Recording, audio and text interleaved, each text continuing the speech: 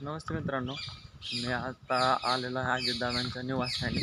तर आता तिथे आपल्याला जयदादा भेटतील. तर काही मिनिटात मी पोचतो आहे त्यांना भेटण्यासाठी. तर बघू भेट होईल का काय.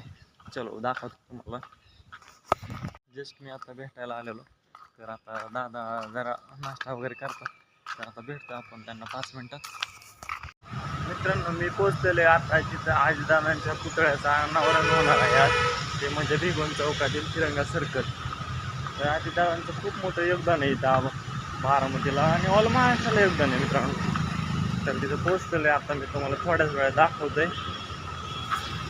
तर इथे हा तिरंगा सर्कल आहे. बरोबर तिरंगा सर्कलच्या मधोमध इथं पुतळ्याचं अनावरण केलं जाणार आहे. हे पहा तिरंगा सर्कल. आता पुतळा झाकून ठेवण्यात आलेला आहे.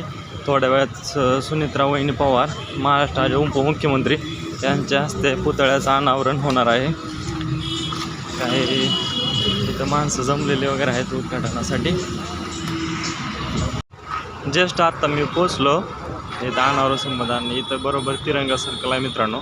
तिरंगा सर्कलच्या बरोबर इथे समोर पुतळ्याचं अनावरण केलं जाणार आहे. इथं समोर हा आहे भिगवण चौकाचा परिसर.